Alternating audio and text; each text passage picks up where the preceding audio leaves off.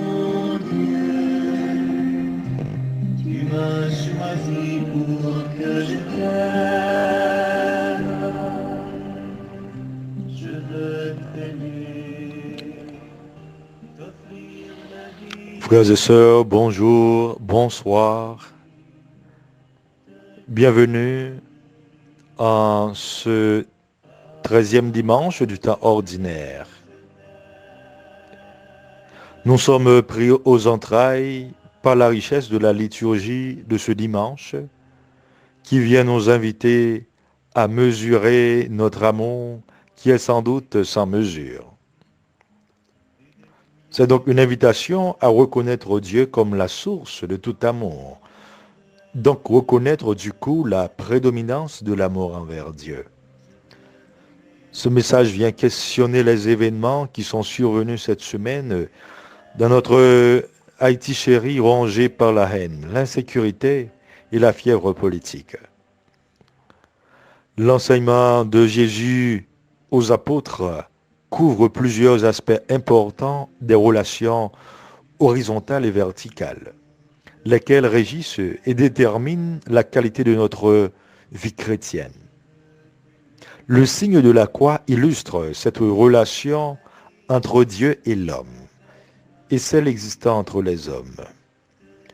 La verticalité traduit cette kénose de Dieu qui, dans sa transcendance, vient rencontrer l'homme dans son immanence. Et l'horizontalité, c'est la fraternité dont l'homme est appelé à vivre en s'inspirant de l'amour incarné, en s'inspirant du Christ. Cette dernière doit étonner le monde pour qu'il puisse dire, vous voyez comme ils s'aiment, vous voyez leur bonheur. Mais nous vivons dans un monde en mal de relations.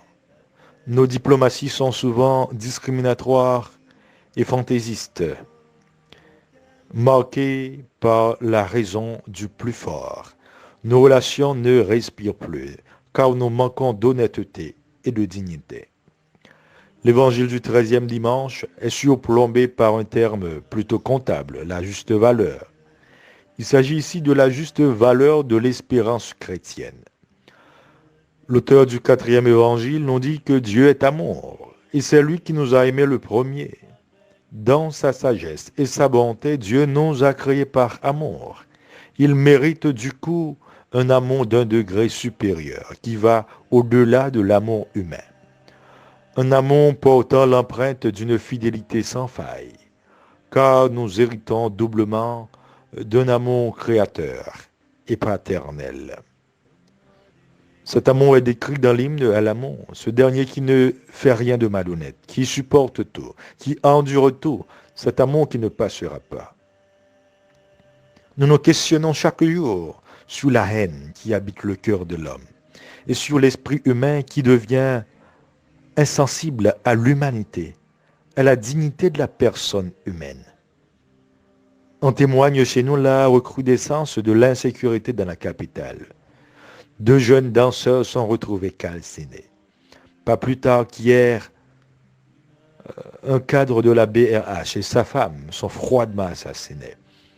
Alors que dans ce pays pauvre, où nous voyons des décisions d'adolescents se prendre à longueur de journée, rien qui ne puisse combattre l'impunité, l'insécurité, la corruption.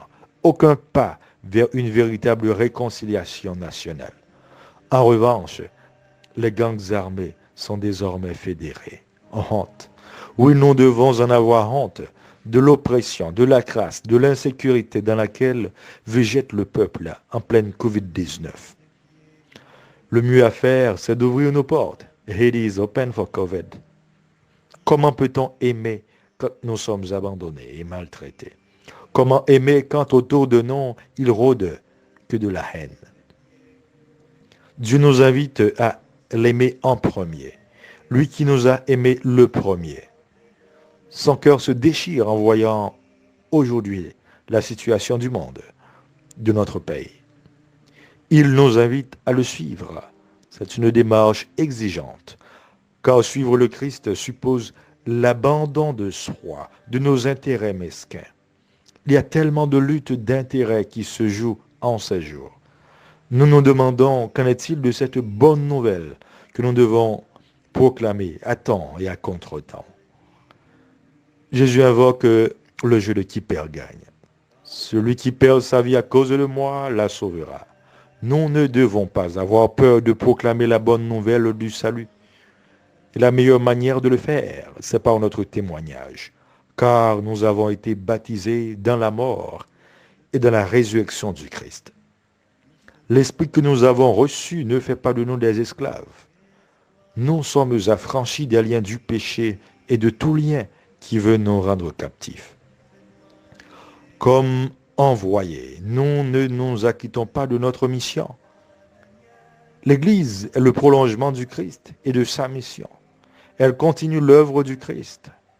À chaque Eucharistie se tisse cette relation intime entre nous et le Christ.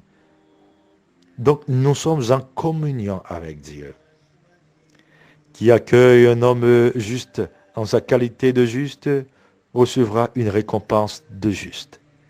C'est justement ce qu'a vécu cette femme ayant accueilli Élisée, tel que rapporté dans la première lecture. Elle a eu en récompense la grâce d'avoir un fils. Quand la crainte de Dieu se mêle à la générosité, cela produit la grâce, la surabondance de grâce. Dieu essuie toutes les larmes des yeux de ceux qui se soucient de ses serviteurs. Son amour est fidèle et éternel, nous dit le psalmiste. Ces valeurs suprêmes que sont la générosité et le sens d'accueil commencent à nous manquer en terre haïtienne.